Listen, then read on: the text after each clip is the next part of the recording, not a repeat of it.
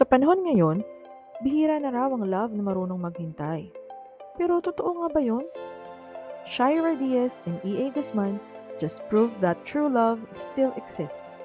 And yes, true love waits. More than 10 years silang naghintay bago nagpakasal. Hindi perfect, pero they grew, they stayed, and they chose each other. Kung ikaw nagdadaan sa waiting season, para sa'yo tong episode na to. Join me as we talk about patience, purpose, and love that lasts. Dito lang sa Random Tales. Sometimes, the best kind of love is the one that takes its time. Hey, what's up mga ka-Random Tales? Welcome back to another episode kung saan we talk about stories that inspire, move, and sometimes give you that hugot na hindi mo alam na kailangan mo pala. Ako nga pala ang inyong host, si Mary. And today's episode, medyo kilig, pero also deep.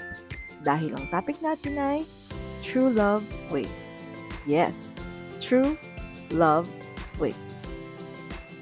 Alam mo yun, parang cliche na siyang pakinggan.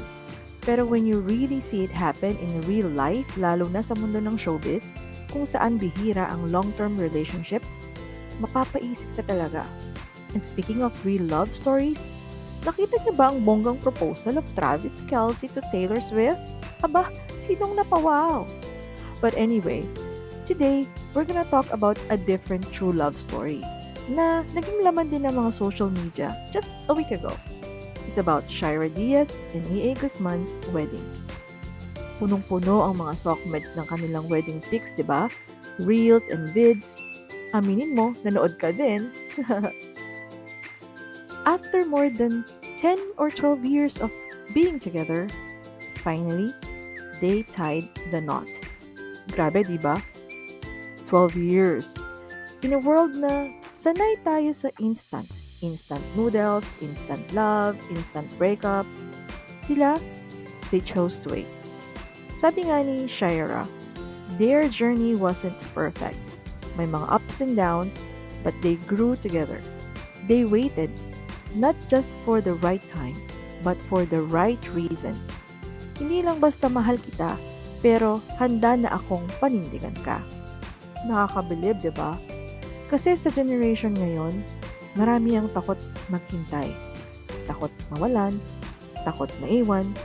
Pero minsan, in our rush to find love, we forget that real love takes time. Let's break it down. Number 1, patience is love. Yung ability mong maghintay ng tama, hindi lang sa love life, pero sa buhay in general. Isa tong sign of maturity. E.A. and Shira waited through career changes, public pressure, and personal growth. Hindi sila nagmadali. And that is love. Number 2, respect each other's journey. Instead of forcing each other to fit a mold, they respected one another's dreams and timing. Sobrang counterculture nito today. Kadalasan pag hindi agad aligned, break na agad. Pero sila, sige lang. Let's grow. Number 3, intentional love lasts. Hindi ito basta trip lang o for now. It's about choosing the same person every day, kahit mahirap. Yung love na hindi lang puro feels, pero may commitment. Ang ganda isipin, no? Na love isn't just about finding the right person. It's also about becoming the right person while waiting. So, para sa'yo na nakikinig ngayon, if you're in a relationship, tanungin mo, are we growing together?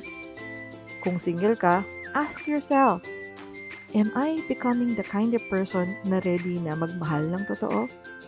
At kung iniwan ka naman, or naghihintay ka na ng matagal, remember, waiting is not wasting.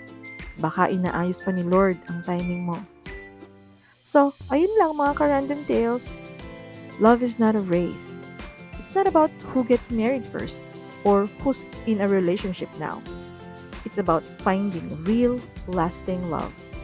At minsan, love that waits is love that wins. This has been your host, Mary, always here to remind you na ang tunay na pag-ibig marunong maghintay. So don't forget to like, follow, and share this episode. Let me know your thoughts, and DM is open kung gusto mong mag-share ng kwento mo at makikinig ako. At pwede rin nating i-share dito sa Random Tales. Kaya't hanggang sa susunod na mga episodes dito sa Random Tales, ingat ka palagi and never settle for less than the love you truly deserve.